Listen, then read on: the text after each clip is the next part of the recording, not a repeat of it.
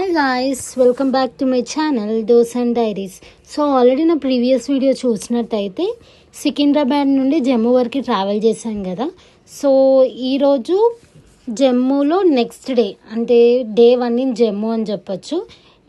Sight seeing in and around ఏమేమి places ఉన్నాయో visit చేయడానికి వెళ్తున్నాం అనమాట. So let's see. సో ఇప్పుడు వచ్చేసి రఘునాథ్ టెంపుల్కి వెళ్తున్నాం అనమాట.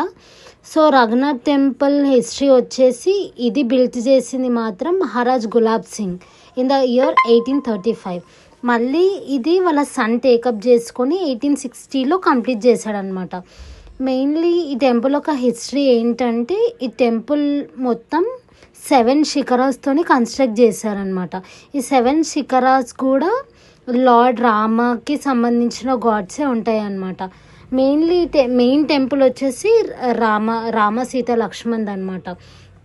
మళ్ళీ ఇంకొకటి చెప్పాల్సింది ఏంటి అంటే ఈ టెంపుల్ ఓవరాల్గా గోల్డ్ ప్లేటెడ్ ఇంటీరియర్ వాల్స్తోని థౌజండ్స్ ఆఫ్ సాలిగ్రామ్ స్టోన్స్ తోటి బిల్డ్ చేశారు. మళ్ళీ ఇంకా ఏంటంటే సాంస్క్రిత్ లైబ్రరీ కూడా ఉందన్నమాట. ఈ లైబ్రరీలో ఏన్షియంట్ స్క్రిప్చర్స్ ఇవన్నీ ప్రిజర్వ్ చేశారు. ఇది ఈ టెంపుల్ యొక్క హిస్టరీ అన్నమాట. నెక్స్ట్ వచ్చేసి మేము రఘునాథ్ బజార్లోనే లంచ్ కంప్లీట్ చేసామన్నమాట. ఈ రఘునాథ్ బజార్ ఫేమస్ ఏంటంటే ఇది 19th సెంచరీలో డోగ్రా రూలర్స్ బిల్ట్ చేశారు. ఎందుకంటే పిలిగ్రిమ్స్ ఎవరైతే జమ్మూకి విజిట్ చేస్తున్నారో రఘునాథ్ టెంపుల్కి విజిట్ చేస్తున్నారో అలానే రఘునాథ్ బజార్ని కూడా విజిట్ చేయాలి అని చెప్పి ఒక కాన్సెప్ట్ బజార్ పెట్టారనమాట. మెయిన్లీ ఈ రఘునాథ్ బజార్లో dry fruits, Kashmiri products, shawls, woollen clothing, handicrafts, traditional Dogra sweets. మళ్ళీ సో మేము కొంచెం రెస్ట్ తీసుకున్న తర్వాత బాహు అని చెప్పేసి జమ్మూలోనే మోస్ట్ బ్యూటిఫుల్ టూరిస్ట్ అట్రాక్షన్ అనమాట. ఇది బేసిక్గా ముఘల్ స్టైల్ టెర్రస్ గార్డెన్ ఉంది. ఎక్కడ అంటే తావి రివర్ పైన సిచ్యువేట్ అయి ఉందన్నమాట. దీని ఫేమస్ ఏంటంటే ఫోర్ట్లో మహాకాళి టెంపుల్ ఉంటుంది. అండ్ ఇది వచ్చేసి డోగ్రా రూలర్స్ స్టైల్లో డెవలప్ చేశారు. దాని తర్వాత ఈ బ్యూటీని ఎన్హాన్స్ చేయడానికి ఆ పర్టికులర్ గార్డెన్ అనేది కన్స్ట్రక్ట్ చేశారనమాట. 3000 years బ్యాక్ రాజాబాహు లోకన్ అని చెప్పేసి ఆయన ఒరిజినల్గా మళ్ళీ దాన్ని రెనోవేట్ చేశారు. యాక్చువల్గా లోపల ఫోర్ట్ ఇంకా టెంపుల్ చూపించడానికి కెమెరా యాక్సెస్ లేకుండే, so I could not capture more అనమాట. సో నెక్స్ట్ డెస్టినేషన్ వచ్చేసి గురుద్వారా. మోస్ట్ బ్యూటిఫుల్ అని చెప్పచ్చు. నైట్ టైంలో మనం పక్కా విజిట్ చేయాల్సిన టెంపుల్ అని చెప్పాలి. సో మీరు ఎప్పుడైనా గురుద్వార్కి విజిట్ చేస్తే గురుద్వార్లో స్టార్టింగ్లోనే మనం లెగ్స్ అనేది వాష్ చేసుకోవాలి. హ్యాండ్స్, లెగ్స్ వాళ్ళు చాలా క్లీన్గా ఉంటుంది. ఇన్ అండ్ అరౌండ్ సరౌండింగ్స్ కూడా చాలా క్లీన్గా ఉంటాయి అన్నమాట. సో గురుద్వార్కి విజిట్ చేస్తే మనం ఫస్ట్ ప్రసాదం అస్సలు మర్చిపోవద్దు. ఇంకా అక్కడ ప్రొవైడ్ చేసే ఫుడ్ కూడా చాలా టేస్టీగా ఉంటుంది అనమాట. యాక్చువల్గా చెప్పాలంటే జమ్మూలో మన స్పైస్ లెవెల్స్ టాలరెన్స్ చాలా తక్కువ ఉంటుంది. సో మనం అస్సలు తినలేమన్నమాట. సౌత్లో ఉండే వాళ్ళకి ఆ నార్త్ ఫుడ్ అస్సలు నచ్చదు. సో నేను నెక్స్ట్ డే మార్నింగ్ RFID తీసుకోవడానికి, అంటే మనం అమర్నాథ్కి ట్రావెల్ చేయాలంటే RFID కార్డు పక్కా ఉండాలి.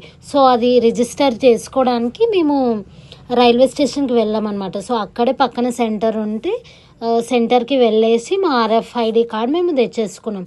యాక్చువల్గా మా ట్రెక్కింగ్ వచ్చేసి 7th రోజు ఉండే. సో మేము 6th రోజు మా RFID కార్డ్స్ అవన్నీ మేము తీసుకున్నాం అనమాట. RFID కార్డ్స్కి మన పర్మిట్ కార్డ్, హెల్త్ సర్టిఫికేట్, మళ్ళీ అండ్ ఆల్సో మన పాస్పోర్ట్స్ కూడా పెట్టుకోవాలన్నమాట. సో లాస్ట్ క్లిక్ అనమాట. ఏంటంటే RFID కార్డ్ అంటే ఆల్మోస్ట్ మనం అమర్నాథ్ ట్రెక్కింగ్కి స్టార్ట్ అయినట్టు. సో అలా ఫ్లెక్స్ చేస్తున్నాం. సో పక్కనే ఒక మార్కెట్ ఉండే, చిన్న స్ట్రీట్ టైప్. సో అలా ఒక లుక్ వేసామన్నమాట. ఇక్కడ కూడా జాకెట్స్, గ్లౌజెస్, షూస్ అంటే ట్రెక్కింగ్కి కావాల్సినవన్నీ ఇక్కడ పెట్టారనమాట.